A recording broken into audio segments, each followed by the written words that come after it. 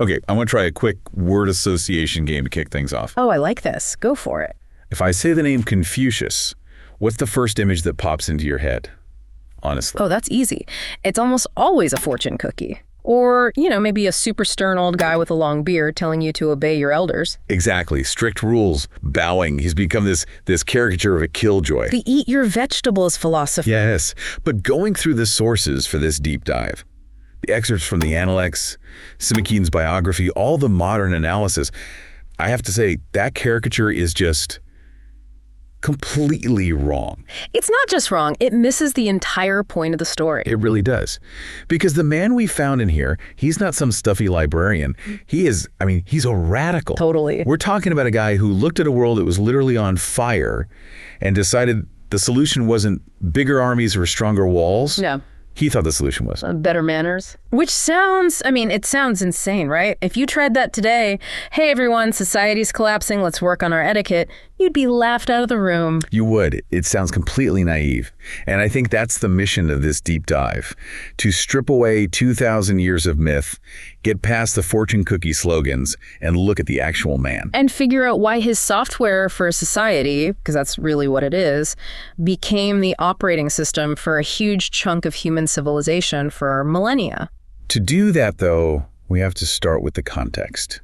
You can't get Confucius until you get the absolute nightmare he was living in. You really can't. You have to picture the world he woke up in every single day. The sources call it the spring and autumn period, which I gotta say sounds lovely. Deceivingly lovely. It sounds like a nice time for a picnic. Don't let the branding fool you. That name comes from a history text, the Spring and Autumn Annals. The reality was much closer to, say, Game of Thrones. Well, without the dragons. Right, without the dragons and with way, way more suffering. So we're talking about the period from roughly 770 to 476 BCE. And the central government, the Zhou dynasty, had basically collapsed, right? Right. The emperor was still there, technically, but he was a puppet. No real power. All the real authority had fractured and splintered out to these local warlords and dukes. And they were just constantly at war with each other. Constantly. And the nature of war itself was changing. It went from these sort of ritualized chariot battles between nobles with rules of engagement and all that, to these massive infantry armies made up of peasants just slaughtering each other. So you're looking out your window, and traditional norms are just evaporating. Your town could be sacked tomorrow. Sons are literally killing their fathers for power. It's total anarchy. The social contract wasn't just cracked, it had been shredded. And that is the key. That's the unlock for the whole thing. Okay. Confucius wasn't obsessed with order because he was a boring guy who liked neat lines. No, he was obsessed with order because he was terrified. He was trying to stop the bleeding. He saw a civilization eating itself alive and asked, how do we fix this? Okay, so let's meet the man who thought he had the answer. Confucius, or as the sources actually call him, Master Kong. Confu was his name. Born 551 BCE in the state of Lu, modern-day Shandong province. And this is where, what you might call the loser narrative starts. I was so surprised by this. You expect this great sage to be some high-ranking, successful minister who everyone revered, but his actual biography, it reads like a series of failures. It's kind of a tragedy in a way. He came from an aristocratic family, but they'd lost their standing. His dad was a warrior who died when he was just 3. So he was raised by a single mother in poverty. Yep. They were basically displaced nobles, scraping by. And the sources say he had to work. He didn't have the luxury of just studying all day. No, he had regular jobs. Simikian's records say he managed granaries and looked after livestock. Wow. He knew what it was like to count sacks of grain and chase sheep. He wasn't some ivory tower academic. He was in the thick of it. But he was clearly hungry for more. He basically taught himself the classics, poetry, history, ritual. And eventually he does get a job in the government of his home state, Lu. He does. He climbs the ladder a bit, becomes a minister, and for a second it looks like he might actually make a difference. But then reality hits. The ruler of Lu gets distracted. That is a very polite way of putting it. I love this story. The neighboring state, Qi, got worried Lu was getting too strong under Confucius's influence, so they sent the Duke a gift. Not a Trojan horse. A different kind of Trojan horse. 80 beautiful dancing girls and 120 fine horses. And the Duke just checked out. Totally. He ghosted his own government. He spent days feasting, watching the dancers, just completely ignoring his duties. Confucius was disgusted. He couldn't serve a leader like that. He realized it was pointless. So in his mid-50s, 50s, which is pretty old for that era, he quits. He just packs up and leaves. And this starts his wandering period. He spends years traveling from state to state, basically knocking on the doors of warlords, trying to find a ruler who will listen to his ideas. And he fails. Over and over and over again. There's that one anecdote that really stuck with me. He's in the state of Zhang. He gets separated from his students, and someone sees him by the city gate. Yes, and he describes him to the disciples later. He says, "There's a man at the east gate. He looks like a stray dog." A stray dog? That's brutal. It is. And when his students told him, Confucius just laughed and said, "The description of my appearance isn't important, but like a stray dog? That is spot on." That self-awareness is incredible. But it got worse than insults, right? They were in real danger. Oh, yeah. At one point, they were surrounded by troops and ran out of food. His followers were starving, getting angry, asking him, "Is this what being virtuous gets you? Why is this happening to us?" And he had to hold them all together. But the bottom line is, nobody gave him a real shot. They'd listen, nod, maybe find him interesting, but they wanted military advice, not moral lectures. So he eventually goes back home to Lu, an old man, and spends his last years teaching and editing texts. He dies in 479 BCE, and he basically died thinking he was a failure. He had no idea he was about to become one of the most influential people in human history. Which is just a wild lesson in itself. Yeah. But okay, let's get into the what. What was he actually selling? What was this big idea? He was selling a new operating system for society, and it really rests on a few core concepts. If you can get your head around these, you can get the whole Confucian mindset. Okay, let's start with the big one. Ren, spelled R-E-N. Ren. Translators have a hard time with this. They'll say benevolence, humaneness. But the Chinese character itself tells the story. It's the symbol for person next to the number 2. A person and 2. 2 people. Exactly. Ren is relational. For Confucius, you can't be a good person all by yourself. Virtue isn't a private thing you have in your head. It only exists in the space between people. So you can't practice Ren on a desert island. You literally can't. You need someone else to practice on. Ren is that empathy, that love for others. It's the internal drive to treat people with consideration. Okay, so Ren is the engine, the internal motivation. But what's the transmission? How do you actually get that feeling out into the world? That would be lit, L-I. Lisp. Now, this is the one that I think modern people really struggle with, because the translation is usually ritual or propriety. Yeah, that sounds stuffy. It sounds incredibly stiff. It sounds like knowing which fork to use or how low to bow. Right. It just feels fake. Performative. And that's the most common objection. You know, why follow all these rigid rules? Isn't it more authentic to just do what I feel?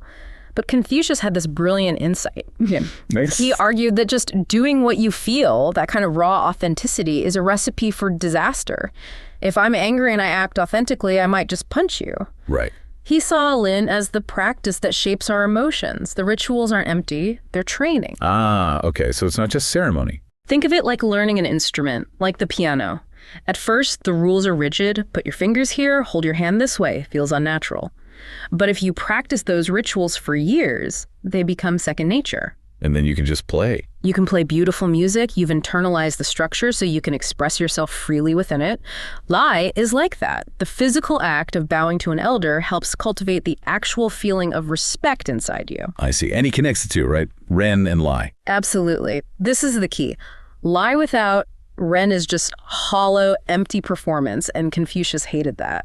But Ren without Lai is clumsy. You might have good intentions, but you offend people because you don't know how to express them properly. So if Ren is the love, Lai is the language you use to speak it. That's a perfect way to put it. And the first place you learn that language is the family, which brings us to Xiao.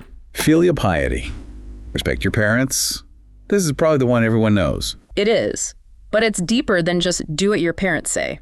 For Confucius, the family is the training ground for all of society. If you can't learn to respect and serve the people who gave you life, how are you ever going to be a good citizen or a trustworthy official? It's a ripple effect. It starts at home and expands outward. The family is the microcosm. If the families are broken, the state will be broken. And if you do all this, if you cultivate Ren, practice Li, and honor Xiao, you become something. You become a Junzi. The noble person. Or the superior person. I love this part. Because originally, Junzi just meant son of a lord. It was about your bloodline. Right, it was pure aristocracy. You were born one or you weren't. But Confucius completely hacks the term.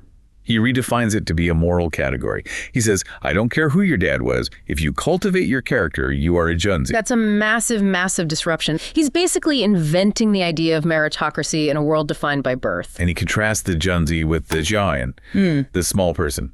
Right. The small person looks at a situation and asks, what's in it for me? What's profitable? The junzi looks at the same situation and asks, what is the right thing to do? And he believed anyone could become a junzi. He'd teach anyone who brought him a bundle of dried meat as tuition. He democratized nobility. He said greatness is an achievement, not a birthright. Okay, so we've got this framework for building better people. But the world is still on fire. How does being a good person stop an army from sacking your city? How does this apply to politics? This is where he goes head-to-head with the other major school of thought at the time, which we call legalism. The school of punishment? Basically, yeah. Their philosophy was simple. Rule by harsh laws. Someone steals, you chop off their hand.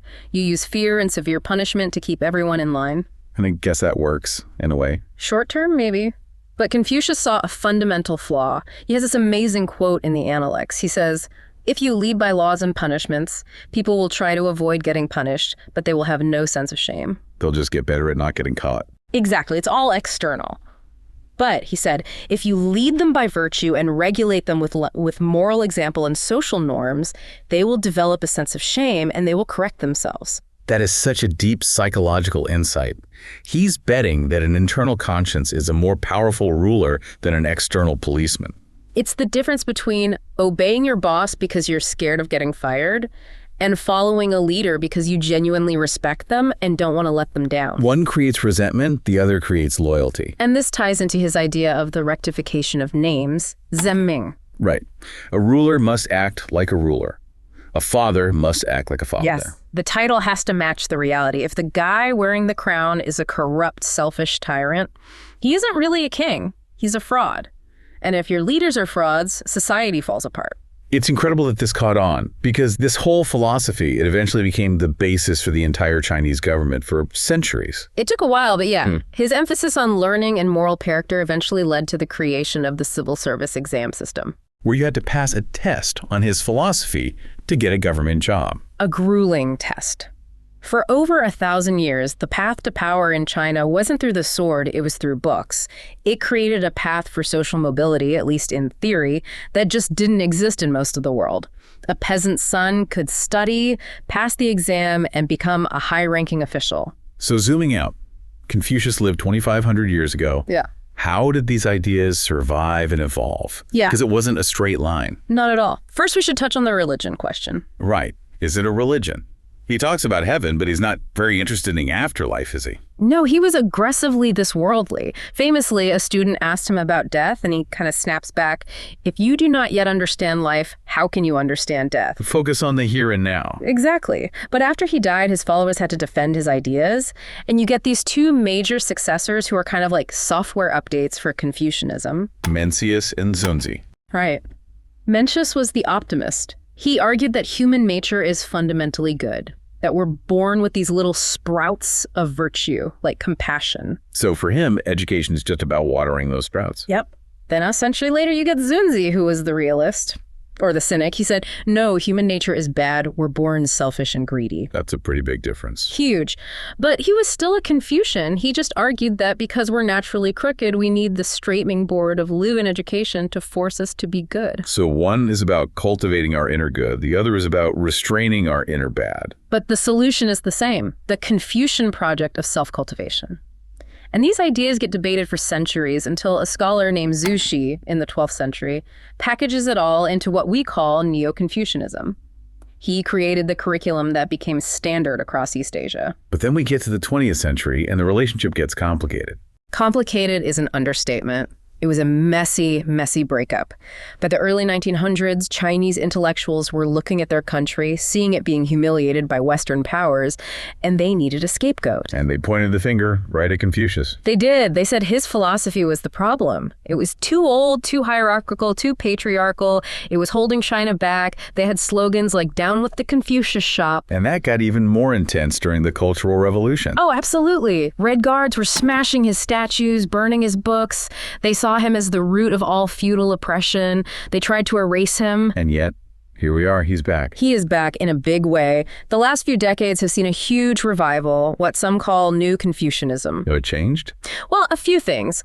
The economic rise of East Asia showed that you could be modern and have Confucian values. Maybe that emphasis on education, family, and group harmony was actually a strength. And maybe a reaction against pure individualism. Exactly. People are looking for a sense of community, of shared values.